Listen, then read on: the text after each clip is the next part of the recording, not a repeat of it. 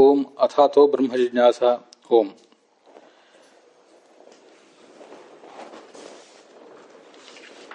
उक्तं च व्योमसंहितायां च अन्त्यज अपि ये भक्ताः नामज्ञानाधिकारिणः स्त्रीशूद्रब्रह्मबन्धूनां तत्रज्ञाने अथवा तन्त्रज्ञाने अधिकारिता एकदेशे परोक्ते तु न तु ग्रन्थपुरस्सरे त्रैवर्णिकानां वेदोक्ते सम्यक् भक्तिमतां हरौ आहुरप्युत्तमस्त्रीणाम् अधिकारं तु वैदिके यथोर्वशी यमी चैव शच्याद्याश्च तथा पराः इति। ಈ ಅಥಾತೋ ಬ್ರಹ್ಮ ಜಿಜ್ಞಾಸ ಅನ್ನೋ ಸೂತ್ರದಲ್ಲಿ ಅಧಿಕಾರವನ್ನು ಸಂಪಾದನೆ ಮಾಡಿದ ಬಳಿಕ ಸಾಧಕ ಬ್ರಹ್ಮ ಜಿಜ್ಞಾಸ ಮಾಡಬೇಕು. ಬ್ರಹ್ಮ ಜಿಜ್ಞಾಸೆ ಅಂದರೆ ತಿಳ್ಕೊಳ್ಳಿಕ್ಕೆ ಇಚ್ಛೆ ಅಂತ ಮಾತ್ರ ಅಲ್ಲ, ತನ್ನ ಆಶ್ರಮ ವರ್ಣ ಇತ್ಯಾದಿಗಳಿಗೆ ಅನುಸಾರವಾಗಿ ಅವನು ಮಾಡಬೇಕಾದಂಥ ಶ್ರವಣ ಮನನ ಮತ್ತು ನಿಧಿಧ್ಯಾಸನ ಇದೇ ಜಿಜ್ಞಾಸ ಅಂದರೆ. ಜಿಜ್ಞಾಸ ಅನ್ನೋ ಶಬ್ದಕ್ಕೆ ಶಬ್ದದ ದೃಷ್ಟಿಯಿಂದ ತಿಳ್ಕೊಳ್ಳಿಕ್ಕೆ ಇಚ್ಛೆ ಅಂತ ಅರ್ಥ ಆಗಬಹುದು, ಆದರೆ ತಿಳ್ಕೊಳ್ಳೋ ಇಚ್ಛೆ ಅಂತ ಹೇಳುವುದು ಉದ್ದೇಶ ಅಲ್ಲ. ಶ್ರವಣ ಮನನ ನಿಧಿಧ್ಯಾಸನ ಅನ್ನುವುದೇ ನಿಜವಾದ ಜಿಜ್ಞಾಸ. ಇದನ್ನು ನಾವು ನೋಡಿದ್ದೀವಿ. ರಾಘವೇಂದ್ರ ಸ್ವಾಮಿ ಟಿಪ್ಪಣಿಯಲ್ಲಿ ಕಳೆದ ದಿವಸ ಬಂದದನ್ನ ನಾನು ತೋರಿಸಿದೆ ಆ ವಿಷಯವನ್ನು. ಅದಕ್ಕೆ ಅಧಿಕಾರ ಏನೇನು ಅಂತ ಅನ್ನೋದನ್ನು ಹೇಳಿದ್ದಾರೆ. ಯಸ್ಯ ದೇವೇ ಪರಾಭಕ್ತಿ ಯಥಾ ದೇವೇ ತಥಾ ಗುರೌ ತಸ್ಯೈತೆ ಖಚಿತಾಶ್ಯರ್ಥಾ ಪ್ರಕಾಶಂತೆ ಮಹಾತ್ಮನಃ. ಶ್ವೇತಾಶ್ವತರ ಉಪನಿಷತ್ತಿನ ಮಾತಿದು. ನಿತ್ಯ ಯಾರ್ಯಾರಿಗೆ ಸಾಧ್ಯ ಆಗ್ತದೋ ಅವರು ಈ ಉಪನಿಷತ್ತಿನ ಅಥವಾ ಪುರಾಣದ ಮಾತುಗಳನ್ನು ಬ್ರಹ್ಮಯಜ್ಞ ಇತ್ಯಾದಿ ಕಡೆಗಳಲ್ಲಿ ಬಳಕೆ ಮಾಡ್ಕೊಳ್ಳಿ. ನಾವು ಅಧ್ಯಯನ ಮಾಡಿದ್ದು ನಮ್ಮ ಸಂಧ್ಯಾವಂದನೆ, ದೇವರ ಪೂಜೆ, ಬ್ರಹ್ಮಯಜ್ಞ ಮೊದಲಾದ ಕ್ರಿಯೆಗಳಲ್ಲೂ ಕೂಡ ಬಳಕೆಗೆ ಬರಲಿ. ಉಪನಿಷತ್ತಿನ ಮಂತ್ರ ಆದ್ದರಿಂದ ಪುರುಷರು ಮಾತ್ರ ಅದನ್ನು ಬಳಕೆ ಮಾಡ್ಕೋಬೇಕು. ಪುರಾಣದ ಮಂತ್ರಗಳಾದರೆ ಉದಾಹರಣೆ ಮುಂದೆ ಬರುವಂಥದ್ದು ವ್ಯೋಮ ಸಂಹಿತ ಅಂತ. ಅದೇನು ಪುರಾಣದ ಮಂತ್ರ ಅಲ್ಲ, ಅದೇನು ವೇದದ ಮಂತ್ರ ಅಲ್ಲ. ಸಾಮಾನ್ಯವಾಗಿ ಹೀಗೊಂದು ಜಿಜ್ಞಾಸೆ ವ್ಯಕ್ತಪಡಿಸ್ತಿರ್ತಾರೆ.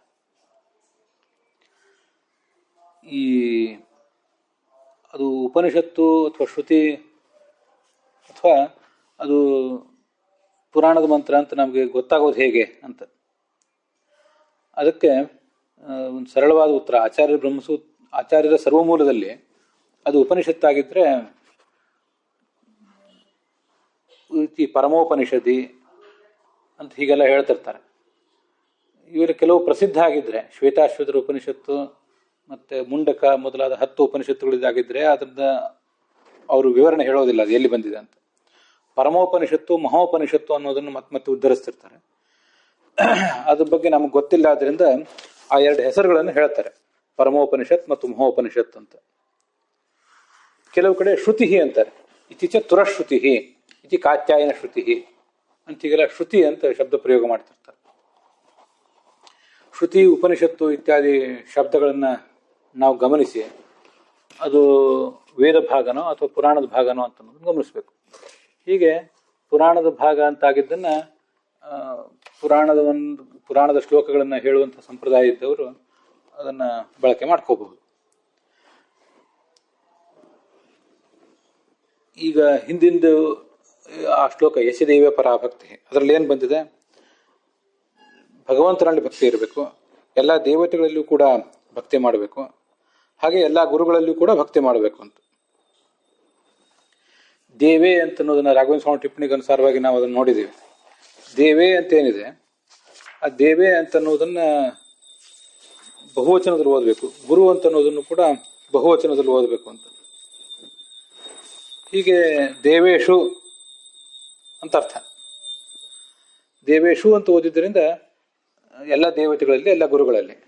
ನಾನು ಅದಕ್ಕೆ ನನ್ನ ಅಭಿಪ್ರಾಯ ಮತ್ತು ಭಾಷ್ಯ ದೀಪಿಕಾದಲ್ಲಿ ಬಂದಿರುವಂತೆ ಒಂದು ಅಭಿಪ್ರಾಯನೂ ಹೇಳಿದ್ದೆ. ಮೊದಲು ದೇವೇ ಅಂತ ಏಕವಚನದಲ್ಲಿ ಓದ್ಕೊಳ್ಳೋಣ ಒಂದ್ಸರಿ. ಅದರಿಂದ ಸರ್ವೋತ್ತಮನಾದಂತಹ ವಿಷ್ಣುವಿನಲ್ಲಿ ಅಂತ ಅರ್ಥ. ಆಮೇಲೆ ದೇವೇಶು ಅಂತ ಬಹುವಚನದಲ್ಲಿ ಓದೋಣ. ಅದಕ್ಕೆ ಲಕ್ಷ್ಮೀ ಮೊದಲಾದ ಎಲ್ಲ ದೇವತೆಗಳು ಅಂತ ಅರ್ಥ, ಮುಂದೆ ಗುರುಗಳು ಅಂತ ಅರ್ಥ.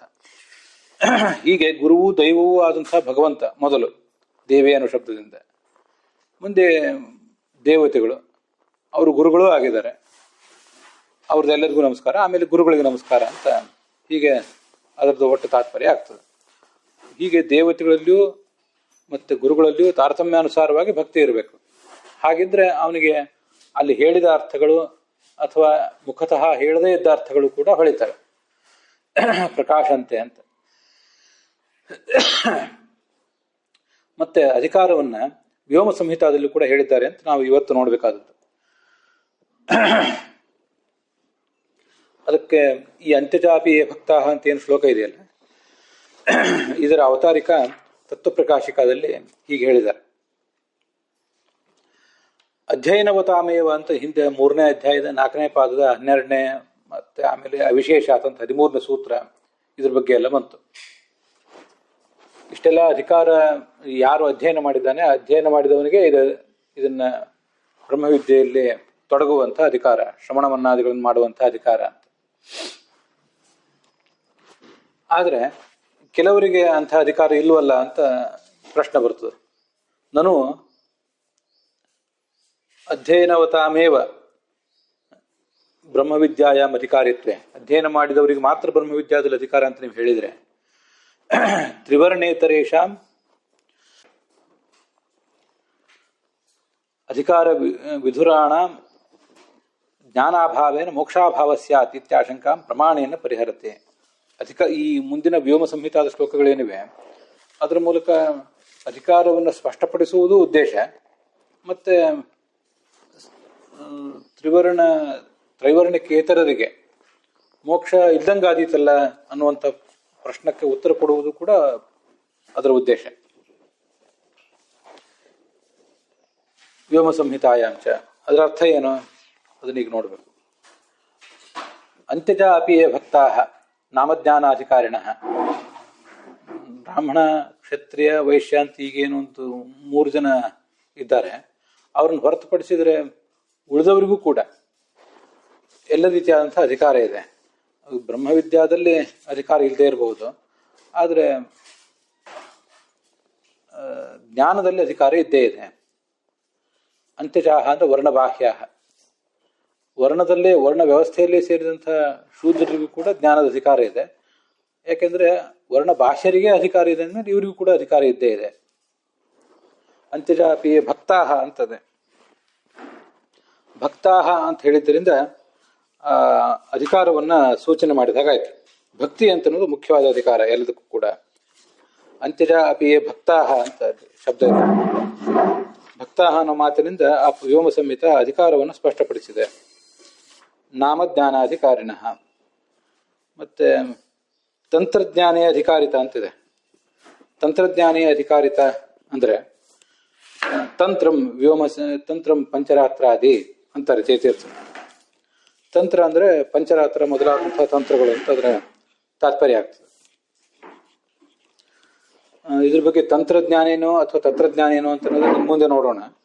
ಇಲ್ಲಿ ತಂತ್ರ ಅಂದ್ರೆ ಪಂಚರಾತ್ರಾದಿ ಅಂತ ಜಯತೀರ್ಥರು ಹೇಳುವುದ್ರ ಉದ್ದೇಶ ಏನು, ತಂತ್ರ ಅನ್ನೋ ಶಬ್ದ ಮೂಲತಃ ಏನೇನನ್ನು ಹೇಳ್ತದೆ ಅದನ್ನು ಮೊದಲು ನೋಡೋಣ.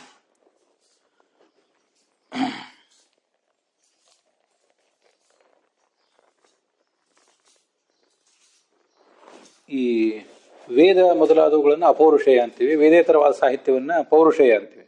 ಈ ಪೌರುಷೇಯ ಸಾಹಿತ್ಯಗಳನ್ನ ತಂತ್ರ ಅಂತ ಹೇಳುವುದು ಒಂದು ರೂಢಿ ಶಾಸ್ತ್ರಗಳಲ್ಲಿ. ಈ ಉದಾಹರಣೆಗೆ ಐತರೇಯ ಭಾಷ್ಯದಲ್ಲಿ ಹೀಗೊಂದು ಮಾತಿದೆ. ವಿಷ್ಣೋರ್ ವಿಷಯ ಧರ್ಮೇಶು ಜ್ಞಾನಾದಿಷು ಚತುರ್ಮುಖ ಶ್ರದ್ಧಾಂ ದಧಾತಿ ಭೂತಾನಾಂ. ನಮಗೆ ಭಗವಂತನ ಕುರಿತಾದಂತಹ ಜ್ಞಾನ ಇತ್ಯಾದಿಗಳನ್ನು ಗಳಿಸಲಿಕ್ಕೆ ಸಹಾಯ ಮಾಡುವವನು, ಅದಕ್ಕೆ ಶ್ರದ್ಧಾ ಕೊಡುವವನು ಚತುರ್ಮುಖ ಬ್ರಹ್ಮ. ಮುಂದೆ ವೈದಿಕ ಶ್ರವಣೇ ವಿಪಹ, ವೇದದ ಶ್ರವಣ ಮಾಡಲಿಕ್ಕೆ ಶ್ರದ್ಧಾ ಕೊಡುವವನು ವಿಪ ಅಂದ್ರೆ ಗರುಡ, ಅವನು ವೇದಾಭಿಮಾನಿ. ಮುಂದೆ ತಾಂತ್ರಿಕೆ ಶೇಷರುದ್ರೌಚ ಅಂತ ಒಂದು ಶಬ್ದ. ತಂತ್ರಗ್ರಂಥಗಳನ್ನು ಅಧ್ಯಯನ ಮಾಡಲಿಕ್ಕೆ ಅಂದ್ರೆ ಪೌರುಷೇಯ ಗ್ರಂಥಗಳನ್ನು ಅಧ್ಯಯನ ಮಾಡಲಿಕ್ಕೆ ನಮಗೆ ಸಹಾಯ ಮಾಡುವವರು ಶೇಷ ಮತ್ತು ರುದ್ರರು ಅಂತ ಬಂದಿದೆ. ಮುಂದೆ ಶಕ್ರೋ ಯಜ್ಞಾಧಿಕರ್ಮಣೆ, ಇಂದ್ರ ಯಜ್ಞ ಮೊದಲಾದವುಗಳನ್ನು ಮಾಡಲಿಕ್ಕೆ ಬೇಕಾದ ಶ್ರದ್ಧಾ ಕೊಡ್ತಾನೆ ಅಂತ. ಹೀಗೆ ಇಲ್ಲಿ ಮತ್ತು ಇನ್ನೂ ಕೆಲವು ಬೇರೆ ಬೇರೆ ಪ್ರಸಂಗಗಳಲ್ಲಿ ತಂತ್ರ ಅನ್ನೋ ಶಬ್ದವನ್ನ ಪೌರುಷೇಯ ಗ್ರಂಥ ಅನ್ನೋ ಅರ್ಥದಲ್ಲಿ ಪ್ರಯೋಗ ಮಾಡಿದ್ದಾರೆ.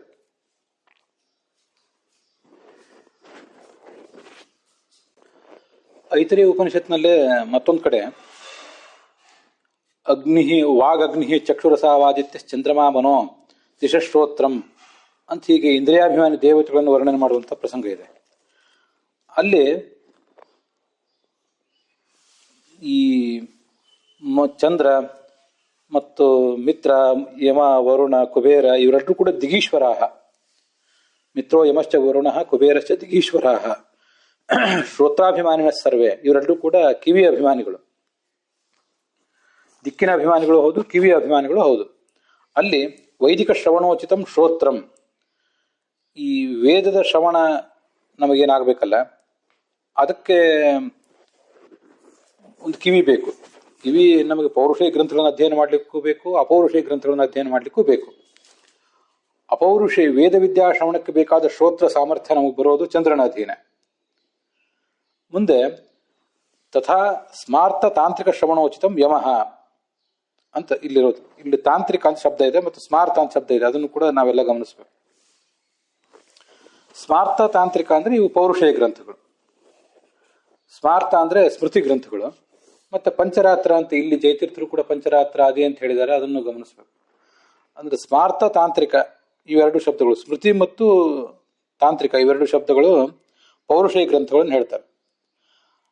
ಇದೊಂದು ನಮ್ಮ ಭಾಷ್ಯಕಾರರು, ಟೀಕಾಕಾರರು, ಟಿಪ್ಪಣಿಕಾರರಲ್ಲಿ ಬಳಕೆಯಲ್ಲಿರುವಂತಹ ಒಂದು ರೀತಿ. ಅದೇನು ಇತಿ ಶ್ರೂಯತೆ ಅಂತ ಕೆಲವು ಕಡೆ ಪ್ರಯೋಗ ಮಾಡ್ತಾರೆ. ಇತಿ ಶ್ರೂಯತೆ ಅಂತ ಪ್ರಯೋಗ ಮಾಡಿದರೆ ಹೀಗೆ ಕೇಳಲ್ಪಡುತ್ತದೆ. ಎಲ್ಲಿ ಕೇಳಲ್ಪಡುತ್ತದೆ ಅಂದ್ರೆ ಶ್ರೂಯತೆ ಅಂತ ಪ್ರಯೋಗ ಮಾಡಿದ್ರಿಂದ ಶ್ರುತಿಗಳಲ್ಲಿ ಅಂತ ಅರ್ಥ. ಇತಿ ಸ್ಮರ್ಯತೆ ಅಂತಂದ್ರೆ ಹೀಗೆ ಸ್ಮೃತಿ ಗ್ರಂಥಗಳಲ್ಲಿ ಪ್ರಯುಕ್ತವಾಗಿದೆ ಅಂತ ಅರ್ಥ. ಅದರಿಂದ ಸ್ಮೃತಿ ಅನ್ನೋದನ್ನು ಕೂಡ ಪೌರುಷೇಯ ಗ್ರಂಥ ಅನ್ನೋ ಅರ್ಥದಲ್ಲಿ ಕೆಲವು ಬಾರಿ ಬಳಕೆ ಮಾಡ್ತಿರ್ತಾರೆ. ಹೀಗೆ ಶ್ರೂಯತೆ ಅಂದ್ರೆ ವೇದೇಶು ಶ್ರೂಯತೆ, ಸ್ಮರ್ಯತೆ ಅಂದ್ರೆ ಪೌರುಷೇಯ ಗ್ರಂಥೇಶು, ಸ್ಮೃತಿ ಗ್ರಂಥೇಶು, ತಂತ್ರಗ್ರಂಥೇಶು ಶ್ರೂಯತೆ. ಹೀಗೆ ಸ್ಮಾರ್ಥ ತಾಂತ್ರಿಕ ಅಂತ ಪ್ರಯೋಗ ಮಾಡಿದಾರಲ್ಲ ಇಲ್ಲಿ, ಇವೆಲ್ಲವೂ ಪೌರುಷೇಯ ಗ್ರಂಥಗಳು. ಪೌರುಷೇಯ ಗ್ರಂಥಗಳ ಅಧ್ಯಯನಕ್ಕೆ ಬೇಕಾದ ಶ್ರವಣ ಶಕ್ತಿ ನಮಗೆ ಕೊಡುವಂಥವನು ಯಮ ಅಂತ ಇಷ್ಟು ಬಂದಿದೆ. ಮುಂದೆ ಷಡಂಗಗಳ ಅಧ್ಯಯನಕ್ಕೆ ಬೇಕಾದ ಶ್ರವಣ ಶಕ್ತಿ ಕೊಡುವವನು ವರುಣ ಅಂತ. ಅದೇನು ನಮಗೆ ಇಲ್ಲೇನು ಬೇಕಾಗಿಲ್ಲ, ಪ್ರಸಂಗ ಬಂತು ಅಂತ ಹೇಳಿದೆ ಅಷ್ಟೇ. ಹೀಗೆ ತಂತ್ರ ಅಂತ ಅನ್ನೋದನ್ನ ಪೌರುಷೇಯ ಗ್ರಂಥಗಳು ಅನ್ನೋ ಅರ್ಥದಲ್ಲಿ ಪ್ರಯೋಗ ಮಾಡ್ತಾರೆ. ಆದ್ದರಿಂದ ತಂತ್ರಜ್ಞಾನೇ ಅಧಿಕಾರಿತ ಅಂತ ಬಂದಾಗ ಈ ಪೌರುಷೇಯ ಗ್ರಂಥಗಳಲ್ಲಿ ಅವರಿಗೆ ಅಧಿಕಾರ ಹೊರತು ಅಪೌರುಷೇಯ ಗ್ರಂಥಗಳಲ್ಲಿ ಅವರಿಗೆ ಅಧಿಕಾರ ಇಲ್ಲ ಅಂತ ನಮ್ಗೆ ಗೊತ್ತಾಗ್ತದೆ. ಮತ್ತೆ ಪದ್ಮನಾಭ ತೀರ್ಥರು ಕೂಡ ಇತಿಹಾಸಾದಿ ತಂತ್ರಂ ಅಂತ ಹೇಳಿದ್ದಾರೆ. ಇತಿಹಾಸ ಮೊದಲಾದದ್ದೇ ತಂತ್ರಗ್ರಂಥ. ತಂತ್ರಗ್ರಂಥ ಅಂದ್ರೆ ನಮ್ಗೆ ಯಾವುದಂತ ಗೊತ್ತಾಗಬೇಕಲ್ಲ, ಅದಕ್ಕೆ ಇತಿಹಾಸ ಮೊದಲಾದದ್ದನ್ನೇ ತಂತ್ರ ಅಂತ ತಿಳ್ಕೊಳ್ಬೇಕು. ಬರೀ ಇತಿಹಾಸ ಮೊದಲಾದದ್ದು ಅಂದ್ರೆ ಏನು? ಆದಿಪದದಿಂದ ಪದ್ಮನಾಭ ತೀರ್ಥರು ಸತ್ತರ್ಕ ದೀಪಾವಳಿಯಲ್ಲಿ ಹೇಳಿದ್ದಕ್ಕೆ ಏನರ್ಥ ಅಂತೆ? ಇತಿಹಾಸ ಮತ್ತು ಪುರಾಣ. ಈಗಾಗಲೇ ಹಿಂದೆ ಅಥರ್ವಣ ಭಾಷ್ಯದಲ್ಲಿ ಬಂದಂಥ ಒಂದು ಮಾತನ್ನು ಹೇಳಿದ್ದೆ. ಭಾರತಂ ಪಂಚರಾತ್ರಂ ಚ ಮೂಲ ರಾಮಾಯಣಂ ತಥಾ ಇತಿಹಾಸ ಇತಿ ಪ್ರೋಕ್ತಂ. ಇತಿಹಾಸ ಅನ್ನೋ ಶಬ್ದದಿಂದ ಭಾರತ, ಪಂಚರಾತ್ರ ಮತ್ತು ಮೂಲ ರಾಮಾಯಣ ಇವಿಷ್ಟನ್ನು ತಗೊಳ್ಬೇಕು. ಮತ್ತೆ ಬ್ರಾಹ್ಮಾದ್ಯಂ ಚ ಪುರಾಣಕಂ, ಬ್ರಹ್ಮ ಮೊದಲಾದ 18 ಭಾಗವತವನ್ನು ಸೇರಿ ಏನು ಗ್ರಂಥಗಳಿವೆ ಇವನ್ನು ಪುರಾಣ ಅಂತ ಹೇಳ್ತಾರೆ. ಹೀಗೆ ಇತಿಹಾಸ ಮತ್ತು ಪುರಾಣ ಅಂತ ಅನ್ನೋದು ಒಂದು ಪಾರಿಭಾಷಿಕ ಶಬ್ದ, ಅದೊಂದು ಟರ್ಮ್. ಅದು ಈ ಮೊದಲನೇದು ಇತಿಹಾಸ ಅನ್ನೋದು ಭಾರತ, ಪಂಚರಾತ್ರ, ಮೂಲ ರಾಮಾಯಣಗಳನ್ನ, ಪುರಾಣ ಅಂತ ಅನ್ನೋದು ಉಳಿದ 18 ಪುರಾಣಗಳನ್ನು ಹೇಳ್ತದೆ. ಅದೊಂದು ಇತಿಹಾಸಾದಿ ಅಂತ ಪದ್ಮನಾಭ ತೀರ್ಥರು ಹೇಳುವುದಕ್ಕೆ ಇತಿಹಾಸ ಮತ್ತು ಪುರಾಣ ಅಂತ ಅರ್ಥ. ಪಂಚರಾತ್ರಾದಿ ಅಂತ ಜಯತೀರ್ಥರು ಹೇಳುವುದಕ್ಕೆ ಪಂಚರಾತ್ರ ಮತ್ತೆ ಪುರಾಣಗಳು, ಮೂಲ ರಾಮಾಯಣ, ಭಾರತ ಹೀಗೆಲ್ಲ ಅದಕ್ಕೆ ಅರ್ಥ ಆಗ್ತದೆ.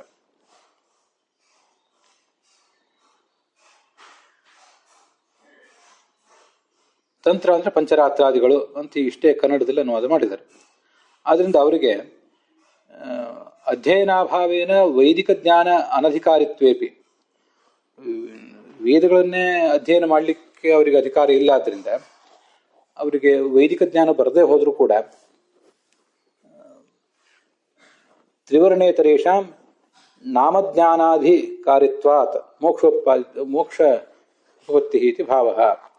ಅವರಿಗೆ ನಾಮ ಮತ್ತು ಜ್ಞಾನ ಇದನ್ನು ಪಡ್ಕೊಳ್ಳಿಕ್ಕೆ ಅಧಿಕಾರ ಇದೆ. ಅದಕ್ಕೊಂದು ಪ್ರತ್ಯೇಕ ವ್ಯಾಖ್ಯಾನ ಮಾಡ್ತಾರೆ ಮುಂದೆ, ಇಲ್ಲೆಲ್ಲೋ ಒಂದು ಕಡೆ ಇದೆ, ಅದನ್ನ ಆಮೇಲೆ ಹೇಳ್ತೇನೆ. ಆದ್ದರಿಂದ ಅವರಿಗೂ ಕೂಡ ಬ್ರಹ್ಮವಿದ್ಯಾಧಿಕಾರ ಇದ್ದೇ ಇದೆ. ತಮಗೆ ಉಚಿತವಾದಂತಹ ರೀತಿಯಲ್ಲಿ ಅವರು ಶ್ರವಣ ಇತ್ಯಾದಿಗಳನ್ನು ಮಾಡಬಹುದು ಅಂತ ಅದ್ರ ತಾತ್ಪರ್ಯ. ಶ್ರವಣನೂ ಮಾಡ್ಬೋದು, ಮನನೂ ಮಾಡ್ಬೋದು, ಧ್ಯಾನ ಅಂತೂ ಈ ಜಗತ್ತಿನಲ್ಲಿ ಯಾರಾದರೂ ಮಾಡಬಹುದು, ಯಾರಿಗೂ ಅದ್ರ ಬಗ್ಗೆ ನಿರ್ಬಂಧ ಇಲ್ಲ.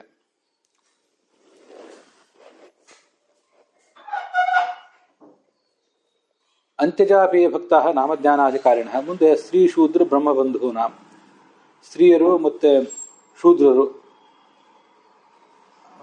ಅಂತ್ಯಜರಾದವ್ರಿಗೆ ವರ್ಣ ವ್ಯವಸ್ಥೆಯಿಂದ ತೀರಾ ಹೊರಗೆ ಇರುವಂಥವ್ರ ಬಗ್ಗೆ ಮೊದಲು ಹೇಳಿದರು. ವರ್ಣ ವ್ಯವಸ್ಥೆಯಿಂದ ಒಳಗೆ ಇರುವಂಥವರು ಸ್ತ್ರೀಯರು, ಶೂದ್ರರು ಮತ್ತು ಬ್ರಹ್ಮಬಂಧುಗಳು. ಅವರೆಲ್ಲಿಗೂ ಕೂಡ ಈಗ ತಂತ್ರ ಗ್ರಂಥಗಳ ಅಧ್ಯಯನ ಮಾಡಲಿಕ್ಕೆ ಅಧಿಕಾರ ಇದೆ ಅಂತ ಈಗ ಅದರ ತಾತ್ಪರ್ಯ.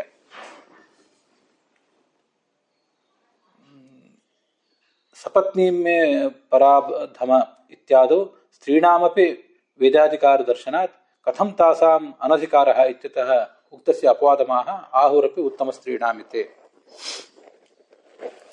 ಅದು ಈ ತಂತ್ರಗ್ರಂಥಗಳ ಅಧ್ಯಯನದಲ್ಲಿ ಅವರಿಗೆ ಅಧಿಕಾರ ಇದೆ ಅಂತ ಬಂತು. ಅದರಲ್ಲೂ ಹೇಗೆ ಅಂದರೆ ಏಕದೇಶ, ಅದರ ವೇದ ಭಾಗಗಳನ್ನು ಒಳಗೊಂಡಂಥ ಕೆಲವು ಗ್ರಂಥಗಳನ್ನು, ಕೆಲವು ಭಾಗಗಳನ್ನು ಹೊರತುಪಡಿಸಿ ಉಳಿದ ಕಡೆ ಮಾತ್ರ ಅವರಿಗೆ ಅಧಿಕಾರ ಇದೆ ಅಂತ ಅದರ ತಾತ್ಪರ್ಯ. ಏಕದೇಶ ಪರೋಕ್ತ ಇತ್ತು. ಪರೋಕ್ತ ಅಂತ ಈಗ ಒಂದು ಶಬ್ದ ಇದೆ, ಏಕದೇಶ ಅಂತಿದೆ. ಪರೋಕ್ತ ಅಂದರೆ ಉತ್ತಮರಾದಂತಹ ಅಧಿಕಾರಿಗಳು, ಕೆಲವರು ಬೇರೆಯವರು ಏನಿರ್ತಾರೆ, ವಾಸ್ತವಿಕವಾದ ಶ್ರವಣ ಮಾಡಲಿಕ್ಕೆ ಪೂರ್ಣ ಅಧಿಕಾರ ಇದ್ದವರು, ಅವರಿಗೆ ಉಪದೇಶಿಸುವಾಗ ಇವರು ಕೂಡ ಅದನ್ನು ಕೂತ್ಕೊಂಡು ಕೇಳಬಹುದು. ಮತ್ತೆ ಏಕದೇಶ ಅಂದರೆ ಅದರ ಕೆಲವು ಭಾಗಗಳನ್ನು, ವೇದ ಭಾಗ ಇತ್ಯಾದಿ ಏನು ಬಂದಿರ್ತದೆ ಅದನ್ನು ಹೊರತುಪಡಿಸಿ ಅದರ ಉಳಿದ ಕೆಲವು ಭಾಗಗಳನ್ನು ಮಾತ್ರ ಅಲ್ಲಿ ಅವರಿಗೆ ಶ್ರವಣ ಮಾಡಿಸಬಹುದು ಅಂತ ಅದರ ತಾತ್ಪರ್ಯ ಆಗ್ತದೆ.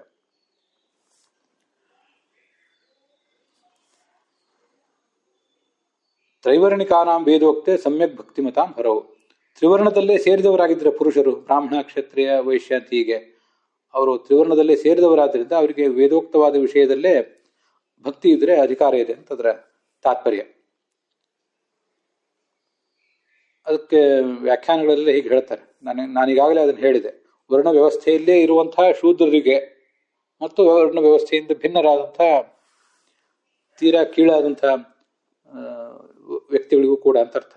ವಾಸ್ತವಿಕವಾಗಿ ಬ್ರಹ್ಮಜ್ಞಾನದಲ್ಲಿ ಅಧಿಕಾರ ಇಲ್ಲದೆ ಹೋದರೂ ಭಕ್ತಿ ಒಂದಿದ್ರೆ ಅವರಿಗೆ ನಾಮಜ್ಞಾನ ಅಧಿಕಾರಿಣ, ವಿಷ್ಣು ನಾಮದ ಜ್ಞಾನ,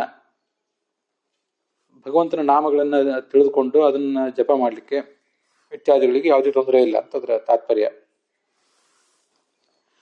ಮತ್ತೆ ಸ್ತ್ರೀ ಶೂದ್ರ ಬ್ರಹ್ಮ ಬಂಧು ನಾಮ ಅಂತಿದೆಯಲ್ಲ, ಬ್ರಹ್ಮ ಬಂಧುಗಳು ಅಂತಂದ್ರೆ ಎರಡು ಅರ್ಥ. ಒಂದು ಬ್ರಾಹ್ಮಣಾಭಾಸರು ಅಂತ, ಅದಕ್ಕೆ ಬೇರೆ ಬೇರೆಯವರು ಬೇರೆ ಬೇರೆ ಥರದ ಅರ್ಥ ಹೇಳಿದ್ದಾರೆ.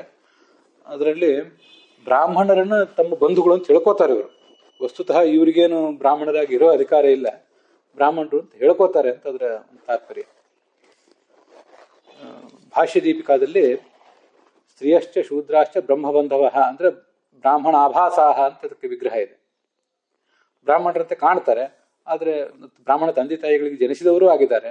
ವಾಸ್ತವಿಕವಾಗಿ ಅವರಿಗೆ ಆ ಬ್ರಾಹ್ಮಣ ಅಂತ ಹೇಳಿಸ್ಕೊಳ್ಳಿಕ್ಕೆ ಬೇಕಾದಂತಹ ಅರ್ಹತೆ ಇಲ್ಲ ಅಂತ ಅದರ ತಾತ್ಪರ್ಯ. ಇದು ಭಾಷ್ಯ ದೀಪಿಕಾದಲ್ಲಿ ಬಂದಿರೋದು.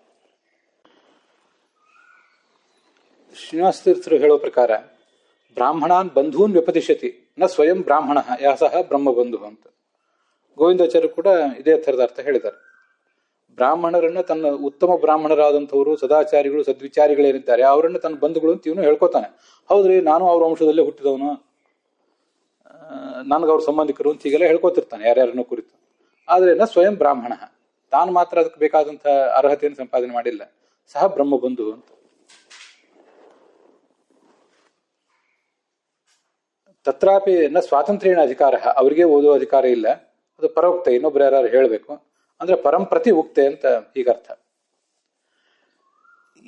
ಇಲ್ಲಿ ಪರೋಕ್ತೆ, ಆಮೇಲೆ ತಂತ್ರಜ್ಞಾನಿ ಅಧಿಕಾರಿತ ಇತ್ಯಾದಿ ಶಬ್ದಗಳ ಬಗ್ಗೆ ಹಿಂದೊಂದು ಬಾರಿ ಸೆಮಿನಾರ್ ನಡೆದಾಗ ತುಂಬಾ ಸುದೀರ್ಘವಾಗಿ ಚರ್ಚೆ ಮಾಡಿದ್ದಾರೆ. ಪರ ಅಂದ್ರೆ ಯಾರು, ಪರ ಶಬ್ದಕ್ಕೆ ಅರ್ಥ ಏನು, ತಂತ್ರ ಅನ್ನೋದಕ್ಕೆ ಅರ್ಥ ಏನು, ಒಟ್ಟಾರೆ ತರ್ಕಶಾಸ್ತ್ರ, ವ್ಯಾಕರಣಶಾಸ್ತ್ರ ಮತ್ತು ಮೀಮಾಂಸಾ ಶಾಸ್ತ್ರಗಳ ದೃಷ್ಟಿಯಿಂದ ವಾಕ್ಯಗಳಿಗೆ ಏನೇನು ಅರ್ಥ ಆಗಬಹುದು ಅಂತ 4-5 ಗಂಟೆ ಒಂದು ಭಯಂಕರವಾದಂಥ ಚರ್ಚೆ ಹಿಂದೆ ನಡೆದಿದೆ. ಅದ್ರ ಬಗ್ಗೆ ಎಲ್ಲ ಇನ್ನು ಮುಂದೆ ಇಲ್ಲಿ ಎಷ್ಟು ಸಾಧ್ಯವೋ ಅಷ್ಟು ನಾಳೆ ಹೇಳೋನಿದ್ದೇನೆ. ತಂತ್ರಜ್ಞಾನಿ ಅಧಿಕಾರಿತ ಅನ್ನೋದು ಅದಲ್ಲದೆ ತತ್ರಜ್ಞಾನಿ ಅಧಿಕಾರಿತ ಅನ್ನೋದ್ರ ಬಗ್ಗೆನೂ ಕೂಡ ಏನು ಪಾಠ ಇದೆ ಅಂತ ಹೇಳೋನಿದ್ದೇನೆ. ಅಂತೂ ಇವರಿಗೆಲ್ಲ ಹೀಗೆ ಅಧಿಕಾರ ಇದೆ. ಇನ್ನೊಬ್ಬರು ಯಾರನ್ನಾದರೂ ಕುರಿತು ಹೇಳಿರಬೇಕು, ನೇರವಾಗಿ ಇವರಿಗೆ ಅಧ್ಯಯನ ಮಾಡೋ ಅಧಿಕಾರ ಇಲ್ಲ ಅಂತ ನಮಗೆ ಈಗ ಅದನ್ನು ನೋಡಿದರೆ ಗೊತ್ತಾಗ್ತದೆ. ಆದರೆ ಎಲ್ಲರಿಗೂ ಕೆಲವು ಸ್ತ್ರೀಯರಿಗೂ ಅಧಿಕಾರ ಇದೆಯಲ್ವ. ಈಗ ತತ್ವಪ್ರಕಾಶಕದಲ್ಲಿ ಇದು ಬಂತು, ಸಪತ್ನೀಮೆ ಪರಾಧಮ ಅಂತ ಯಾವಳೋ ಒಬ್ಬಳು ಸ್ತ್ರೀ ದೇವರನ್ನು ಕೇಳೋದಿದೆ, ನನ್ನ ಸವತಿಯನ್ನು ನೀನು ನಾಶ ಮಾಡು ಅಂತ. ಪರಾಧಮ ಅಂದರೆ ನಾಶ ಮಾಡು, ಸವತಿ ಕಾಟದಿಂದ ನನ್ನನ್ನು ಪಾರು ಮಾಡು ಅಂತ. ಹೀಗೆಲ್ಲ ಇಲ್ಲಿ ಈ ಮಾತನ್ನು ಹೇಳುವುದೇ ಸ್ತ್ರೀ. ಪುರುಷ ಈ ಮಾತನ್ನು ಹೇಳಲಿಕ್ಕೆ ಸಾಧ್ಯ ಇಲ್ಲ. ಪುರುಷ ಈ ಮಾತನ್ನು ಹೇಳೋದು ಅಂದರೆ ಸ್ತ್ರೀ ಹೇಳ್ತಾನೆ ಅಂತ ಅವನು ಅನುವಾದ ಮಾಡಬೇಕಷ್ಟೆ. ಅದಕ್ಕೆ ಭಗವತ್ ಪರವಾಗಿ ಮತ್ತೊಂದು ಯಾವ್ದಾರ ಅರ್ಥ ಇರೋದು ವಿಚಾರ ಬೇರೆ. ಅಂತೂ ಇದೊಬ್ಬಳು ಸ್ತ್ರೀಯೇ ಕಂಡುಕೊಂಡದ ಮಂತ್ರ. ಅಲ್ಲೂ ಕೂಡ ಸ್ತ್ರೀಯರಿಗೆ ವೇದಾಧಿಕಾರ ಇರೋದು ಕಂಡಿದೆಯಲ್ವಾ ಅಂತಂದ್ರೆ, ಆಹುರಪಿ ಉತ್ತಮ ಸ್ತ್ರೀಣಾಂ, ಉತ್ತಮ ಸ್ತ್ರೀಯರಿಗೆ ಅಧಿಕಾರವನ್ನ ವೇದದಲ್ಲಿ ಇರೋದನ್ನು ಹೇಳೇ ಇದ್ದಾರೆ. ಊರ್ವಶಿ ಯಮೀಚೈವ ಶಚ್ಯಾಜ್ಯಾಶ್ಚ ತಥಾ ಪರಾಹ. ಇನ್ನು ಶಚಿ ಮೊದಲಾದವರು ಪರಾಹ ಅಂದರೆ ಮುನಿಸ್ತ್ರೀಯ ನರಾದಿಕುಲಜಾಶ್ಚ, ಮುನಿಸ್ತ್ರೀಯರು ಮತ್ತೆ ನರಾದಿಕುಲಜಾಶ್ಚ ಅವರೇ ಕೆಲವರು ದೇವತಾ ಸ್ತ್ರೀಯರು ಮತ್ತೆ ಮುನಿಸ್ತ್ರೀಯರು ಮೊದಲಾದವರು. ಅವರು ಈ ಜಗತ್ತಿನಲ್ಲಿ ಮನುಷ್ಯರಾಗಿ ಹುಟ್ಟಿ ಬಂದಿದ್ರೆ ಆವಾಗ ಅವರಿಗೆ ಅಧಿಕಾರ ಇದೆ ಅಂತ ಅದರ ತಾತ್ಪರ್ಯ ಆಗ್ತದೆ. ಮನುಷ್ಯಾದಿ ಕುಲದಲ್ಲಿ ಉತ್ಪನ್ನರಾದ ದೇವತಾ ಸ್ತ್ರೀಯರು, ಇದನ್ನು ಗಮನಿಸಬೇಕು. ಇದಕ್ಕೆ ಈ ಮಾತಿಗೆ ನರಾದಿ ಕುಲಜಾಹ ಅಂದ್ರೆ ಮನುಷ್ಯ ಕುಲದಲ್ಲೇ ಹುಟ್ಟಿದಂತಹ ಕೆಲವರು ಉತ್ತಮ ಸ್ತ್ರೀಯರು ಅಂತ ಕೆಲವರು ಅರ್ಥ ಮಾಡಿಬಿಡ್ತಾರೆ. ವರ್ಗೀಕರಣದ ದೃಷ್ಟಿಯಿಂದ ಮೂಲತಃ ಅವರು ದೇವತಾ ಸ್ತ್ರೀಯರೇನಲ್ಲ, ಋಷಿ ಸ್ತ್ರೀಯರೂ ಅಲ್ಲ. ಆದರೆ ಮನುಷ್ಯರಲ್ಲೇ ಉತ್ತಮ ಸ್ತ್ರೀಯರು, ಆ ಮನುಷ್ಯರಲ್ಲೇ ಉತ್ತಮ ಸ್ತ್ರೀಯರಿಗೂ ಕೂಡ ಅಧಿಕಾರ ಇದೆ ಅಂತ ಹೀಗೆ ಒಂದು ಅರ್ಥ ಮಾಡಿಬಿಡ್ತಾರೆ. ನಮ್ಮ ಗುರುಗಳು ಹರಿದಾಸ ಭಟ್ಟಾಚಾರ್ಯ ಮಾಡಿದ ಅನುವಾದದಲ್ಲಿ ಶಚಿದೇವಿ, ಊರ್ವಶೀದೇವಿ, ಯಮನ ಪತ್ನಿ ಹಾಗೂ ಉತ್ತಮ ಮನುಕುಲದ ಸ್ತ್ರೀಯರಿಗೆ ವೇದದಲ್ಲಿಯೂ ಅಧಿಕಾರ ಇದೆ ಅಂತ ಹೀಗೆ ಅವರು ಅನುವಾದ ಮಾಡಿದ್ದಾರೆ. ಆದ್ರಿಂದ ಮನುಷ್ಯ ಕುಲದಲ್ಲೇ ಉತ್ತಮರಾದವರು ಯಾರಿದ್ದಾರೆ ಅವರಿಗೆ ವೇದಾಧಿಕಾರ ಇದ್ದೇ ಇದೆ ಅಂತ ಅವರ ತಾತ್ಪರ್ಯ ಆಗ್ತದೆ. ದೇವ್ಯೋ ಮುನಿಸ್ತ್ರೀಯಶ್ಚೈವ ನರಾದಿ ಕುಲಜಾಹ ಅಪಿ ಅಂತ ತಾತ್ಪರ್ಯ ನಿರ್ಣಯದಲ್ಲಿ 29ನೇ ಅಧ್ಯಾಯದಲ್ಲಿ 37ನೇ ಶ್ಲೋಕ ಇದೆ ಅಂತ ಅದರ ಆಧಾರನೂ ಕೂಡ ಅವ್ರು ತೋರಿಸ್ತಾರೆ. ಅದ್ರ ಬಗ್ಗೆ ವಿಮರ್ಶೆ ನೋಡೋಣ ಮುಂದೆ. ಉತ್ತಮ ಸ್ತ್ರೀಯರಿಗೆ ಅಂದ್ರೆ ಮನುಷ್ಯ ಕುಲದಲ್ಲಿರುವ ಉತ್ತಮ ಸ್ತ್ರೀಯರಿಗೆ ಅಂತ ಅರ್ಥ ಅಲ್ಲ, ಮೂಲತಃ ದೇವತಾ ಸ್ತ್ರೀಯರಾಗಿದ್ದು ಅಥವಾ ಋಷಿ ಸ್ತ್ರೀಯರಾಗಿದ್ದು ಮನುಷ್ಯರ ಕುಲದಲ್ಲಿ ಹುಟ್ಟಿದವರಿಗೆ ಇದರ ಅಧಿಕಾರ ಇದೆ ಅಂತ ಅರ್ಥ ಅಂತ ಇನ್ನು ಬೇರೆ ಒಂದು ಪಕ್ಷ ಇದೆ ಅಂತೂ ಹೀಗೆ ಅದ್ರ ಬಗ್ಗೆ ಒಂದು ಭಿನ್ನಾಭಿಪ್ರಾಯ ಇದೆ. ಅದ್ರ ಬಗ್ಗೆ ಮುಂದೆ ನೋಡೋಣ. ಸಾಮಾನ್ಯವಾಗಿ ಮನುಷ್ಯ ಕುಲದಲ್ಲಿ ದೇವತಾ ಸ್ತ್ರೀಯರು ಹುಟ್ಟಿ ಬಂದ್ರೆ ಅದು ಬಹಳ ದೊಡ್ಡ ವರ್ಗದ ದೇವತೆ ಆಗಿದ್ರೆ ಅವರಿಗೆ ಅದು ಗೊತ್ತಿರ್ತದೆ. ಆದ್ರೆ ಅನೇಕ ಜನ ದೇವತೆಗಳಿಗೆ ತಾವು ದೇವತೆಗಳು ಅನ್ನೋದೇ ಮರ್ಥ ಆಗಿಬಿಟ್ಟಿರ್ತದೆ. ಅರ್ಜುನನಿಗೂ ಕೂಡ ತಾನು ಇಂದ್ರನ ಅವತಾರ ಅಂತ ಅನ್ನೋದೇ ಮರ್ಥ ಆಗಿಬಿಡ್ತದೆ. ಹೀಗೆಲ್ಲ ಆಗೋ ಸಾಧ್ಯತೆ ಇದೆ. ಅಂತ ಸಂದರ್ಭದಲ್ಲಿ ಯಾರು ಒಬ್ರು ಹೇಳ್ತಾರೆ ಅದನ್ನು, ಅವ್ರ ಗುರುಗಳು ಮೊದಲಾದವರು, ನೀನು ಇಂಥ ದೇವತೆ ಅದರಿಂದ ಹೀಗೆ ಅಧ್ಯಯನ ಮಾಡಬಹುದು ಅಂತ ಅವರಿಗೆ ಅದನ್ನು ತಿಳಿಸ್ತಾರೆ. ತಿಳಿಸಿದಾಗ ಅವ್ರು ಮಾಡಬಹುದು ಅಂತ ಅರ್ಥ. ತಿಳಿಸದೇ ಇದ್ದಾಗ, ಅವ್ರಿಗೆ ಗೊತ್ತಿಲ್ಲದೆ ಇದ್ದಾಗ ಅವ್ರು ಈ ಜಗತ್ತಿನ ನಿಯಮಗಳೇನಿವೆ, ಸಾಮಾನ್ಯ ನಿಯಮಗಳು, ಯಾರು ಅಧ್ಯಯನ ಮಾಡಬೇಕು, ಏನು ಮಾಡಬಾರ್ದು ಅನ್ನೋದ್ರ ಬಗ್ಗೆ ಆ ಥರದ ನಿಯಮಗಳನ್ನೇ ಅವರು ಅನುಸರಿಸ್ತಾರೆ. ಹಾಗೆ ಅನುಸರಿಸುವುದೇ ಒಳ್ಳೆಯದು. ಯಾರು ತಿಳಿಸಿದಾಗ ಅವರ ಅಧ್ಯಯನ ಮುಂದುವರಿಸಬಹುದು. ಭಾಷ್ಯ ದೀಪಿಕಾದಲ್ಲಿ ಹೀಗೊಂದು ಮಾತಿದೆ, ಆವಾಗ ನನಗೆ ಅದನ್ನು ಹೇಳಲಿಕ್ಕಾಗಲಿಲ್ಲ. ತಥಾಚ ನ ಕೇವಲಂ ತ್ರೈವರ್ಣಿಕಾಹ, 3 ವರ್ಣದಲ್ಲಿ ಸೇರಿದ ಬ್ರಾಹ್ಮಣ, ಕ್ಷತ್ರಿಯ, ವೈಶ್ಯ ಪುರುಷರಿಗೆ ಮಾತ್ರ ಅಲ್ಲ, ಯೇ ಅಂತ್ಯಜಾಹ ತ್ರಿವರ್ಣ ಬಾಹ್ಯಾಹ, ತ್ರಿವರ್ಣ ಬಾಹ್ಯರಾದವರು, ಮತ್ತೆ ವರ್ಣದಲ್ಲಿ ವರ್ಣ ವ್ಯವಸ್ಥೆಯಲ್ಲೇ ಸೇರಿರುವಂತಹ ಶೂದ್ರರು, ಅವರಿಗೂ ಕೂಡ ಯದ್ಯಪಿ ವೈದಿಕ ಬ್ರಹ್ಮಜ್ಞಾನ ಅನಧಿಕಾರಿಣ, ವೇದದಲ್ಲಿ ಬಂದಿರುವ ಬ್ರಹ್ಮಜ್ಞಾನಕ್ಕೆ ಅಧಿಕಾರಿಗಳಲ್ಲದೇ ಇರಬಹುದು, ತಥಾಪಿ ಯಥೋ ಭಕ್ತರೇ ಆದ್ದರಿಂದ ಅವರನ್ನು ಕೂಡ ಭಗವಂತ, ನಾವು ಕಳೆದ ದಿವಸ ನೋಡಿದಂತೆ ಅವರಲ್ಲಿರುವ ಭಕ್ತಿಯನ್ನು ಗಮನಿಸಿ ತಾನು ವೃಣತೆ ಏವ, ತನ್ನ ಭಕ್ತ ಎಲ್ಲೇ ಇದ್ರೂ ಕೂಡ ಭಗವಂತ ಅವನನ್ನು ಸ್ವೀಕಾರ ಮಾಡೇ ಮಾಡ್ತಾನೆ. ಯಮೈಬೇಷ ವೃಣತೆ ತೇನ ಲಭ್ಯ ತಸ್ಯೈಷ ಆತ್ಮ ವಿವೃಣತೆ ತನೋಂ ಸ್ವಾಮಿ, ಅವನಿಗೆ ತನ್ನ ಸ್ವರೂಪವನ್ನು ಭಗವಂತ ತೋರಿಸ್ತಾನೆ. ಅತಃ ನಾಮಜ್ಞಾನಾಧಿಕಾರಿಣ ಅಂದ್ರೆ ವಿಷ್ಣು ನಾಮ ಜ್ಞಾನ, ಭಾಷ್ಯ ದೀಪಿಕಾದಲ್ಲಿ ವಿಷ್ಣುವಿನ ನಾಮವನ್ನು ತಿಳಿದುಕೊಳ್ಳುವ ಅಧಿಕಾರ ಮತ್ತು ತತ್ಸ್ವಾಧ್ಯಾಯ ಅಧಿಕಾರಿಣ, ಅದೇ ಅವರಿಗೆ ಸ್ವಾಧ್ಯಾಯ, ಅದರ ಅರ್ಥವನ್ನು ತಿಳ್ಕೊಳ್ಳೋದು. ಅಧಿಕಾರಿಣ ಹತಸ್ಥೆ ಬ್ರಹ್ಮಜ್ಞಾನಂ ಬ್ರಹ್ಮಜ್ಞಾನಕ್ಕೂ ಮತ್ತು ಮುಕ್ತಿಗೂ ಅವರು ಅಧಿಕಾರಿಗಳಾಗ್ತಾರೆ ಅಂತ ತಾತ್ಪರ್ಯ. ಮತ್ತು ನಮ್ಮದು ಪುನರ್ಜನ್ಮ ವ್ಯವಸ್ಥೆ ಮತ್ತು ಕರ್ಮವನ್ನು ನಂಬುವ ವ್ಯವಸ್ಥೆ ಆದ್ದರಿಂದ ಯಾವುದೇ ಒಬ್ಬ ಸಾಧಕ ಅವನು ಈಗ ಅಂತ್ಯಜನಾಗಿ ಹುಟ್ಟಬಹುದು ಮತ್ತು ಶೂದ್ರನಾಗಿ ಜನಿಸಬಹುದು, ಏನೇ ಆಗಬಹುದು. ಆದರೆ ಅವನ ಮುಂದೆ ಮತ್ತು ಕೆಲವು ಜನ್ಮಗಳಲ್ಲಿ ಅವನ ಮೂಲ ಯೋಗ್ಯತೆಗೆ ಅನುಗುಣವಾಗಿ ಮತ್ತೆ ವೇದಗಳನ್ನೇ ಅಧ್ಯಯನ ಮಾಡುವಂತಹ ಅಧಿಕಾರವನ್ನು ಅವನು ಪಡ್ಕೊಳ್ಬಹುದು. ಅದಕ್ಕೆ ಹೇಳಿದ್ದು ಅವನವನ ಹಿನ್ನೆಲೆಯನ್ನು ಅನುಸರಿಸಿ ಅಂತ. ಅದರಿಂದ ಈ ಒಂದು ಜನ್ಮ ಅಂತ ಅನ್ನೋದು ಪೂರ್ಣವಾಗಿ ನಿರ್ಣಾಯಕ ಅಲ್ಲ. ಮತ್ತು ಮುಂದಿನ ಜನ್ಮಗಳಲ್ಲಿ ಅವನು ವೇದಾಧ್ಯಯನ ಮಾಡುವ ಅಧಿಕಾರವನ್ನು ಪಡ್ಕೊಳ್ಬಹುದು. ಈಗಿನ ಜನ್ಮದಲ್ಲಿ ವೇದಾಧ್ಯಯನ ಮಾಡುವ ಅಧಿಕಾರ ಪಡ್ಕೊಂಡವನು ಅದನ್ನು ಸದುಪಯೋಗ ಮಾಡ್ಕೊಳ್ಳದ ಕಾರಣ ಆ ಜ್ಞಾನಕ್ಕೆ ವೈದಿಕ ಜ್ಞಾನಕ್ಕೆ ಅಧಿಕಾರವಿಲ್ಲದ ಜನ್ಮದಲ್ಲಿ ಮತ್ತೆ ಜನ್ಮ ಪಡ್ಕೊಳ್ಬಹುದು. ಅಂತೂ ಈ ಜನ್ಮದಲ್ಲಿ ಏನು ವರ್ಣ ಇದೆ ಅದು ನಮಗೆ ನಿರ್ಣಾಯಕ ಆಗಬೇಕು. ಇಲ್ಲಿ ತ್ರೈವರ್ಣಿಕಾನಾಮ್ ಅಂತ ಹೀಗೆಲ್ಲ ಶಬ್ದ ಬಂದಿದೆ. ಆದ್ರಿಂದ ಇದು ಸ್ಪಷ್ಟ. ಏನು ತಂದೆ ತಾಯಂದ್ರಿಂದ ಏನೊಂದು ಹುಟ್ಟು ಈಗ ಬಂದಿದೆ, ಆ ಹುಟ್ಟು ಅಂತನ್ನೋದು ನಾವು ತ್ರಿವರ್ಣದಲ್ಲಿ ಸೇರಿದ್ದೀವೋ ಇಲ್ವೋ ಅಂತ ಅನ್ನೋದಕ್ಕೆ ನಿರ್ಣಾಯಕ, ಹೊರತು ಬೇರೆ ಯಾವುದು ಕೂಡ ಅಲ್ಲ ಅಂತ ತಾತ್ಪರ್ಯ. ಕ್ಯಾಸ್ಟ್ ಸಿಸ್ಟಮ್ ಅಂತ ಅನ್ನೋದು, ಈ ಜಾತಿ ಪದ್ಧತಿ ಅಂತ ಅನ್ನೋದು psychological human classification of human nature ಅಂತ ಏನು ಹೇಳೋದಿದೆಯಲ್ಲ, ಅದು ಸ್ವೀಕಾರ ಮಾಡಲಿಕ್ಕೆ ಯೋಗ್ಯ ಆಗುವಂಥದ್ದಲ್ಲ. ಚಾತುರ್ವರ್ಣ್ಯ ಅಂತ ಕುರಿತಾಗಿ ಒಂದು ಪುಸ್ತಕ ನಾನು ಬರೆದಿದ್ದೇನೆ. ಅದರಲ್ಲಿ ಸ್ವರೂಪಕ್ಕೆ ಸಂಬಂಧಪಟ್ಟ ವರ್ಣ ಮತ್ತು ದೇಹಕ್ಕೆ ಸಂಬಂಧಪಟ್ಟಂತಹ ವರ್ಣ ಅಂತ ಈಗ ಎರಡು ಏನಿದೆ, ಅದರಲ್ಲಿ ಸ್ವರೂಪಕ್ಕೆ ಸಂಬಂಧಪಟ್ಟ ವರ್ಣವೇ ಬಹಳ ಮುಖ್ಯ. ಕೊನೆಗೂ ಮುಕ್ತಿಯಲ್ಲಿ ಉಳಿಯೋದು ಅದೇ, ಅದ್ರ ಬಗ್ಗೆ ಏನು ಸಂಶಯ ಇಲ್ಲ ಯಾರ ವಿದ್ವಾಂಸರಿಗೂ ಕೂಡ, ಯಾವ ಟೀಕಾ ಟಿಪ್ಪಣಿಕಾರರಿಗೂ ಕೂಡ.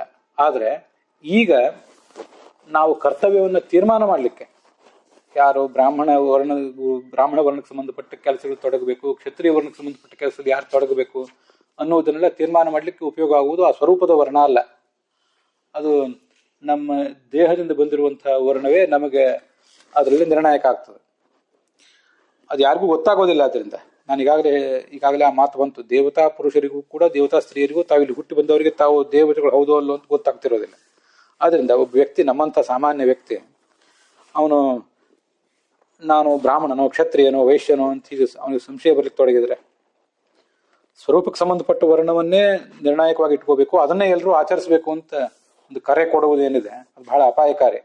ಸ್ವರೂಪಕ್ಕೆ ಸಂಬಂಧಪಟ್ಟ ವರ್ಣಗಳನ್ನು ಇಲ್ಲಿ ಆಚರಿಸ್ಲಿಕ್ಕೆ ಬರೋದಿಲ್ಲ ನಮಗೆ.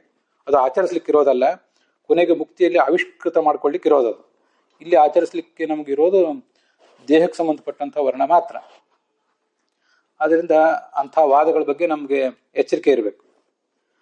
ಅದು ಯಾವ ರೀತಿಯಿಂದ ಸಮರ್ಥನೀಯ ಅಲ್ಲ, ಅದನ್ನು ನಮಗೆ ಗುರುತಿಸ್ಲಿಕ್ಕೆ ಬರೋದಿಲ್ಲ, ನಮಗೆ ಗುರುತಿಸ್ಲಿಕ್ಕೆ ಬರೋದಿಲ್ಲ, ನಮ್ಮ ತಂದೆ ತಾಯಂದ್ರಿಗೆ ಗುರುತಿಸ್ಲಿಕ್ಕೆ ಬರೋದಿಲ್ಲ ಯಾವ ಕರ್ಮದಲ್ಲಿ ನಾವು ತೊಡಗಬೇಕು ಅಂತ. ಉಪನಯನ ಮಾಡ್ಲಿಕ್ಕೆ ಬಂದಂಥ ಗುರುಗಳು, ಸ್ವಾಮಿಗಳು, ಪಂಡಿತರು, ಪುರೋಹಿತರಿಗೂ ಜ್ಯೋತಿಷಿಗಳು ಯಾರಿಗೂ ಅದು ಗೊತ್ತಾಗೋದಿಲ್ಲ ನಮ್ಮ ವರ್ಣ ಏನು ಅಂತ, ಆಯಾ ವ್ಯಕ್ತಿಯ ವರ್ಣ ಏನು ಅಂತ, ಸ್ವಭಾವಕ್ಕೆ ಸಂಬಂಧಪಟ್ಟ ವರ್ಣ ಏನು ಅಂತ. ಅದರಿಂದ ಅದು ಇಲ್ಲಿ ನಮಗೆ ನಿರ್ಣಾಯಕ ಅಲ್ಲ. ಅದು ನಿರ್ಣಾಯಕ ಆಗುವುದು ಈ ದೇಹಕ್ಕೆ ಸಂಬಂಧಪಟ್ಟಂತಹ ವರ್ಣವೇ. ಆದ್ರಿಂದ ಅದನ್ನೇ ಗಮನಿಸಿ ಆಯಾ ವ್ಯಕ್ತಿಗಳು ಆಯಾ ಕೆಲಸದಲ್ಲಿ ತೊಡಗಬೇಕು ಅಂತ ಅದರ ತಾತ್ಪರ್ಯ ಆಗ್ತದೆ. ಹೆಚ್ಚಿನ ವಿಷಯಗಳನ್ನ ಚಾತುರ್ವರ್ಣ್ಯ ಅಂತ ಪುಸ್ತಕದಲ್ಲಿ ನೋಡ್ಬೋದು. ನಿಯತ ಗುರುಗಳ ಬಗ್ಗೆ ನೀವು ಪ್ರಶ್ನೆ ಕೇಳಿದ್ರಿ. ಹೌದು, ನಿಯತ ಗುರುಗಳಾದವರು ನಮಗೆ ದೊರೆತರೆ ಅವರು ಅದಕ್ಕೆ ಸಂಬಂಧಪಟ್ಟಂತೆ ನಮ್ಮ ಸ್ವರೂಪ ಏನು, ನಾವೇನು ಮಾಡಬೇಕು ಅಂತ ಅನ್ನೋದನ್ನೆಲ್ಲ ಹೇಳ್ತಾರೆ. ಆದರೆ ನಮ್ಮ ಸಾಧನೆ ಈಗ ಅಷ್ಟು ಪಕ್ವ ಆಗಿರೋದಿಲ್ಲ. ಆದ್ರಿಂದ ನಾವು ಭಗವಂತನ ಯಾವ ರೂಪವನ್ನು ಉಪಾಸಿಸಬೇಕು, ಯಾವ ಮಂತ್ರವನ್ನು ಜಪಿಸಬೇಕು ಅನ್ನುವುದೆಲ್ಲ ನಮಗೀಗ ಗೊತ್ತಾಗೋದಿಲ್ಲ. ಅದು ಗೊತ್ತಾಗಕ್ಕೆ ಬೇಕಾದಂಥ ಪಕ್ವತೆ ಈಗಿಲ್ಲ. ಆದ್ರಿಂದ ಈ ಸದ್ಯ ನಾವು ನಮ್ಮ ಬಾಹ್ಯ ದೇಹ, ಸ್ಥೂಲ ದೇಹ, ಅದರ ಪ್ರವೃತ್ತಿ ಅದು ಹೇಗೆ ನಮಗೆ ನಿರ್ದೇಶಿಸ್ತದೆ, ಅದರ ಪ್ರಕಾರ ಮಾರ್ಗಸೂತ್ರಗಳೇನಿವೆ ಅದನ್ನೇ ಅವಲಂಬಿಸಿ ಮುಂದುವರಿಬೇಕಾಗ್ತದೆ. ಬ್ರಾಹ್ಮಣ, ಕ್ಷತ್ರಿಯ, ವೈಶ್ಯ, ಶೂದ್ರ ಎಲ್ರಿಗೂ ಕೂಡ ನಿಯತ ಗುರುಗಳು ಇರಬಹುದು. ಅದಕ್ಕೆ ಸ್ವಲ್ಪ ದೀರ್ಘವಾಗಿ ಉತ್ತರ ಕೊಡಬೇಕಾಗ್ತದೆ ಅಂತ ಕಾಣಿಸ್ತದೆ. ಯಾಕೆ ಹಾಗೆ ಹೇಳ್ತಾ ಇದ್ದೀನಿ ಅಂದ್ರೆ, ಈಗ ಸ್ವರೂಪಕ್ಕೆ ಸಂಬಂಧಪಟ್ಟ ಬ್ರಾಹ್ಮಣರು, ಸ್ವರೂಪಕ್ಕೆ ಸಂಬಂಧಪಟ್ಟ ಕ್ಷತ್ರಿಯರು ಅಂತ ಹೀಗೆಲ್ಲ ಇದ್ದಾರೆ, ಅದು ಬಂದಿದೆ. ನಾವು ಅದನ್ನ ಈ ಹಿಂದೆ ನೋಡಿದ್ದೀವಿ. ಈ ಸ್ವರೂಪಕ್ಕೆ ಸಂಬಂಧಪಟ್ಟ ಬ್ರಾಹ್ಮಣರಿಗೆ ಅವರ ಒಟ್ಟಾರೆ ಸಾಧನ ಜೀವನದಲ್ಲಿ, ಸೃಷ್ಟಿಗೆ ಬಂದಾಗಿನಿಂದ ಸೃಷ್ಟಿಯ ಮುಕ್ತಾಯ ಕಾಣುವವರೆಗೆ ಅನೇಕ ಬಾರಿ ಅವರಿಗೆ ಈ ಪ್ರಾಯ ದೈಹಿಕವಾಗಿಯೂ ಕೂಡ ತಂದೆ ತಾಯಂದ್ರ ಹೊಟ್ಟೆಯಲ್ಲಿ ಹುಟ್ಟಿದಾಗಲೂ ಕೂಡ ಅವ್ರು ಹೆಚ್ಚಿನ ಬ್ರಾಹ್ಮಣ ಜನ್ಮಗಳನ್ನೇ ಪಡಿತಾರೆ. ಸ್ವರೂಪತಃ ಕ್ಷತ್ರಿಯರಾದವರು ಹೆಚ್ಚಿನ ಬಾರಿ ಕ್ಷತ್ರಿಯರಾಗಿ ಹುಟ್ಟುತ್ತಾರೆ. ಸ್ವರೂಪಕ್ಕೆ ಸಂಬಂಧಪಟ್ಟಂತೆ ವೈಶ್ಯರಾದವರು ಹೆಚ್ಚಿನ ಬಾರಿ ವೈಶ್ಯರಾಗಿ ಹುಟ್ಟುತ್ತಾರೆ ಅಂತ ನಂದೊಂದು ವಿಶ್ಲೇಷಣೆ. ಹಾಗೆ ಅದು ಶಾಸ್ತ್ರದಲ್ಲೆಲ್ಲೂ ನೇರವಾಗಿ ಇಲ್ಲ. ಆದ್ರಿಂದ ಸ್ವರೂಪಕ್ಕೆ ಎಲ್ರಿಗೂ ಕೂಡ ನೀವು ಬ್ರಾಹ್ಮಣರಿಗೆ ಮಾತ್ರ ಸ್ವರೂಪ ಗುರು ಅಂತ ಇರ್ತಾನೋ ಬೇರೆಯವರಿಗೂ ಇರ್ತಾನೋ ಅಂತ ಕೇಳುವಾಗ ಪ್ರಶ್ನೆ ಸರಿ ಇದೆ, ಆದರೆ ಸಂಕೀರ್ಣವಾಗಿದೆ. ಸ್ವರೂಪಕ್ಕೆ ಸಂಬಂಧಪಟ್ಟ ಬ್ರಾಹ್ಮಣರಿಗ ದೇಹಕ್ಕೆ ಸಂಬಂಧಪಟ್ಟ ಬ್ರಾಹ್ಮಣರಿಗ ಅನ್ನುವುದು ಒಂದು ಉಳಿತಲ್ಲ ಅಲ್ಲಿ ಆ ಪ್ರಶ್ನದಲ್ಲಿ. ಆದ್ರಿಂದ ವ್ಯಕ್ತಿ ಸ್ವರೂಪಕ್ಕೆ ಸಂಬಂಧಪಟ್ಟಂತೆ ಬ್ರಾಹ್ಮಣನೇ ಆಗಿರಲಿ ಅಥವಾ ದೇಹಕ್ಕೆ ಸಂಬಂಧಪಟ್ಟಂತೆ ಬ್ರಾಹ್ಮಣನೇ ಆಗಿರಲಿ, ಹಾಗೆ ವೈಶ್ಯ ಶೂದ್ರ ಮತ್ತೇನೇ ಆಗಿರಲಿ, ಅವ್ರು ಪ್ರತಿಯೊಬ್ಬರಿಗೂ ಕೂಡ ಗುರು ದೊರೆತಾನೆ. ವಿಶೇಷಂ ವೇದ ಸಹ ಗುರುರೇವ, ಗುರುವಾದವನೇ ದೊರೀತಾನೆ, ಅವನೇ ಅದನ್ನ ಹೇಳ್ತಾನೆ ಅಂತ ತಿಳ್ಕೋಬೇಕು. ಪ್ರತಿಯೊಬ್ಬರಿಗೂ ದೊರೀತಾನೆ ಅಂತ ಕಾಣಿಸ್ತದೆ ನನಗೆ ಅದನ್ನ ನೋಡಿದ್ರೆ. ಸ್ವರೂಪಕ್ಕೆ ಸಂಬಂಧಪಟ್ಟಂತೆ ಶೂದ್ರನಾದಂಥ ವ್ಯಕ್ತಿ ಇದ್ದಾನೆ. ಅಂಥ ವ್ಯಕ್ತಿಗೆ ಸಾಧನೆ ಹೇಗೆ? ಅವನು ಪ್ರತಿಯೊಂದು ಸರಿ ಹುಟ್ಟುವಾಗಲೂ ಕೂಡ ಭೌತಿಕ ದೇಹದ ತಂದೆ ತಾಯಿದ್ದರಿಂದ ಹುಟ್ಟುವಾಗಲೂ ಕೂಡ ಶೂದ್ರನಾಗಿ ಜನಿಸ್ತಾನೋ ಅಥವಾ ಯಾವಾಗಾದ್ರೂ ಬ್ರಾಹ್ಮಣನಾಗಿ ಜನಿಸಿ ವೇದಾಧ್ಯಯನ ಮಾಡ್ತಾನೋ ಅಂತ ನಿಮ್ಮ ಪ್ರಶ್ನೆ. ಅಂತೂ ಅವನ ಸಾಧನೆ ಹೇಗೆ ಅಂತ ಅದನ್ನು ನಾವು ಸ್ಪಷ್ಟವಾಗಿ ಹೇಳೋದು ಕಷ್ಟ. ಆದರೆ ಇಷ್ಟಂತೂ ಹೌದು, ಸ್ವರೂಪಕ್ಕೆ ಸಂಬಂಧಪಟ್ಟಂತೆ ಶೂದ್ರನಾಗಿದ್ರೂ ಕೂಡ ಅಲ್ಲಿ ಶೂದ್ರ ಅಂತ ಅನ್ನೋದು ಶಮದಮಾದಿ ಸಂಪತ್ತಿಯನ್ನು ಮಾತ್ರ ಅವಲಂಬಿಸಿದೆ. ಸ್ವರೂಪಕ್ಕೆ ಸಂಬಂಧಪಟ್ಟಂತ ಶೂದ್ರ ಅಂತಂದ್ರೆ ಅವನು ವೇದಾಧಿಕಾರಿ ಇಲ್ಲದೆ ಇದ್ದವನು ಅಂತ ಅರ್ಥ ಅಲ್ಲ. ಅದಕ್ಕೆ ಸ್ವರೂಪಕ್ಕೆ ಸಂಬಂಧಪಟ್ಟ ಶೂದ್ರನಿಗೆ ದೇಹಕ್ಕೆ ಸಂಬಂಧಪಟ್ಟಂತೆ ಭೌತ ದೇಹಕ್ಕೆ ಸಂಬಂಧಪಟ್ಟಂತೆ ಶೂದ್ರನಾದವನಿಗೆ ಮಾತ್ರ ವೇದದ ಅಧಿಕಾರ ಇಲ್ಲ. ಆದ್ರಿಂದ ಸ್ವರೂಪಕ್ಕೆ ಸಂಬಂಧಪಟ್ಟಂತ ಶೂದ್ರ ಈ ಜಗತ್ತಿನಲ್ಲಿ ಒಂದು ವೇಳೆ ದೇಹದಿಂದ ಬ್ರಾಹ್ಮಣನಾಗಿ ಜನಿಸಿದ್ರೆ ಅವನಿಗೆ ವೇದಾಧಿಕಾರ ಇದ್ದೇ ಇದೆ. ಆದ್ರೆ ಎಷ್ಟು ಬಾರಿ ಅವನು ಬ್ರಾಹ್ಮಣನಾಗಿ ಜನಿಸ್ತಾನೆ, ಎಷ್ಟು ಬಾರಿ ಶೂದ್ರನಾಗಿ ಜನಿಸ್ತಾನೆ ಅದನ್ನ ಹೇಳೋದು ಕಷ್ಟ. ಸ್ವರೂಪ ಶೂದ್ರನಾಗಿರುವುದರಿಂದ ಶೂದ್ರನಾಗಿ ಅನೇಕ ಬಾರಿ ಜನಿಸ್ತಾನ ಅಥವಾ ಬ್ರಾಹ್ಮಣನಾಗಿಯೂ ಅನೇಕ ಬಾರಿ ಜನಿಸ್ತಾನ, ಅದನ್ನ ನಾವು ಸ್ಪಷ್ಟವಾಗಿ ವಿವರಿಸೋದು ಕಷ್ಟ. ಯಾಕಂದ್ರೆ ಅದ್ರ ಬಗ್ಗೆ ಆಚಾರ್ಯರು ಸ್ವರೂಪಕ್ಕೆ ಸಂಬಂಧಪಟ್ಟ ಜಾತಿ ಮತ್ತು ದೇಹಕ್ಕೆ ಸಂಬಂಧಪಟ್ಟ ಜಾತಿಯನ್ನು ಹೇಳಿದ್ದಾರೆ ಹೊರತು ಅದು ಎಷ್ಟು ಬಾರಿ ಅವರು ಹುಟ್ಟುವಾಗ ಎಷ್ಟೆಷ್ಟು ಬಾರಿ ಏನೇನಾಗಿ ಹುಟ್ಟುತ್ತಾರೆ ಅನ್ನೋದನ್ನ ಅವ್ರು ಹೇಳಿಲ್ಲ. ಸುಮ್ಮನೆ ನಾವು ಊಹೆ ಮಾಡಬಹುದು ಅಷ್ಟೇ. ಸ್ವರೂಪಕ್ಕೆ ಸಂಬಂಧಪಟ್ಟಂತೆ ಯಾವ್ದಾದ್ರು ಒಂದು ನಿರ್ದಿಷ್ಟ ವರ್ಣ ಇದ್ರೆ ಅದೇ ಥರನೇ ಜಾಸ್ತಿ ಹುಟ್ಟುತ್ತಾನೆ ಅಂತ ಸುಮ್ಮನೆ ನಾನು ಊಹೆ ಮಾಡಿ ಹೇಳಿದ್ದೆ. ಅದರಿಂದ ನಾವು ಅದ್ರ ಬಗ್ಗೆ ಸ್ಪಷ್ಟವಾಗಿ ಉತ್ತರಿಸೋದು ಕಷ್ಟ. ಮತ್ತೆ ನಾನು ಈಗಾಗಲೇ ಹೇಳಿದ್ನಲ್ಲ, ಮುಖ್ಯ ಜ್ಞಾತ್ವಾಪಿ ವಿಷ್ಣು ಸ್ಯಾತ್ ಅಂತ ಗೀತಾ ಪ್ರಸ್ಥಾನದಲ್ಲಿದೆ. ಕೇವಲ ಭಗವಂತನನ್ನ ಅನಧಿಕೃತ ಮಾರ್ಗಗಳಿದೆ, ಇನ್ಫಾರ್ಮಲ್ ಮಾರ್ಗಗಳ ಮೂಲಕ ತಿಳಿದ್ರೂ ಕೂಡ ಮುಕ್ತಿ ಆಗ್ತದೆ ಅಂತ ನಾನು ಅದನ್ನ ಹೇಳಿದ್ದೀನಿ. ಆದ್ರೆ ಹಾಗೆ ಆಗ್ತದ, ಅದು ಆಗೋದು ಸರಿಯಲ್ಲ. ಅದು ನನ್ನ ಅಭಿಪ್ರಾಯದ ಪ್ರಕಾರ ನಾನೇನು ಹೇಳಿದ್ದೆ ಅದನ್ನ ಕೆಲವರು ಒಪ್ಪಲಿಲ್ಲ. ಈ ಬ್ರಾಹ್ಮಣನಾಗಿ ಜನಿಸಿದ ಮೇಲೂ ಕೂಡ ಅವನಿಗೂ ವೇದಾಧ್ಯಯನ ಆಗಲೇಬೇಕು, ಶಾಸ್ತ್ರಾಧ್ಯಯನ ಆಗಲೇಬೇಕು ಅಂತಿಲ್ಲ. ಅವನಿಗೂ ಕೂಡ ಜ್ಞಾತ್ವಾಪಿ ವಿಷ್ಣು ಸ್ಯಾತ್, ಹೇಗೆ ಏನಕ್ಕೆ ಏನಚಿತ್ ಪ್ರಕಾರೇಣ ಭಗವಂತನ ತಿಳಿದ್ರೂ ಮುಕ್ತಿ ಆಗ್ತದೆ ಅಂತ ನಾ ಹೇಳಿದ್ದನ್ನ ಕೆಲವರು ಒಪ್ಪಲಿಲ್ಲ. ಬ್ರಾಹ್ಮಣನಾಗಿ ಜನಿಸಿದ ಮೇಲೆ ವೇದಾಧ್ಯಯನ ಮಾಡಲೇಬೇಕು, ಅದು ಅವನಿಗೆ ಕಡ್ಡಾಯ ಅಂತ ಕೆಲವರು ಅಂದರು. ಅದರಿಂದ ನಾ ಹೇಳಿದ ವಿಚಾರನೂ ಕೂಡ ಇನ್ನೂ ಮನನದ ಹಂತದಲ್ಲಿದೆ, ವಿಮರ್ಶೆ ಹಂತದಲ್ಲಿದೆ. ಅದನ್ನ ಅಲ್ಲಿ ಹೇಳಿದ್ದಾರೆ ಅಂತ ನಾವು ಕೋಟ್ ಮಾಡ್ತಾ ಇರ್ತೇವೆ ಅಷ್ಟೇ ಹೊರತು ಸ್ಪಷ್ಟವಾಗಿ ಏನು ಅಂತ ಇನ್ನೂ ನಾನು ಕೂಡ ತಿಳ್ಕೋಬೇಕಾಗಿದೆ. ಆದ್ರೆ ಏನೇ ಆದ್ರೂ ಒಬ್ಬ ಸ್ವರೂಪ ಗುರು ಬರ್ತಾನೆ, ಅವನು ಏನು ಮಾಡಬೇಕು ಅಂತ ಅನ್ನೋದನ್ನು ತೋರಿಸ್ತಾನೆ ಅಂತ ಈಗ ಕಾಣಿಸ್ತದೆ.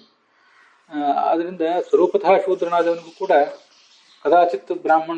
ಕದಾಚಿತ್ ಏನು ಅನೇಕ ಬಾರಿ ಬರಬಹುದು ಅಥವಾ ಕೆಲವು ಬಾರಿ ಬರಬಹುದು, ಬಂದಾಗ ಅವನು ಅಧ್ಯಯನ ಮಾಡ್ತಾನೆ ಅಂತ ಹೀಗೆ ಅಸ್ಪಷ್ಟವಾಗಿ ಇದಕ್ಕೆ ಉತ್ತರ ಹೇಳಲಿಕ್ಕೆ ನಂಗೆ ಸಾಧ್ಯ ಆಗ್ತದೆ. ಇದಕ್ಕಿಂತ ತುಂಬಾ ಸ್ಪಷ್ಟವಾಗಿ ಏನು ಹೇಳಲಿಕ್ಕೆ ಸಾಧ್ಯ ಆಗೋದಿಲ್ಲ. ಅಂತೂ ಬ್ರಾಹ್ಮಣ ಜನ್ಮ ಬಂದ್ರೆ ಅಧ್ಯಯನ ಮಾಡ್ತಾನೆ, ಬರದೆ ಹೋದ್ರೆ ಇಲ್ಲ ಅಂತ ಅದರ ತಾತ್ಪರ್ಯ ಆಗ್ತದೆ.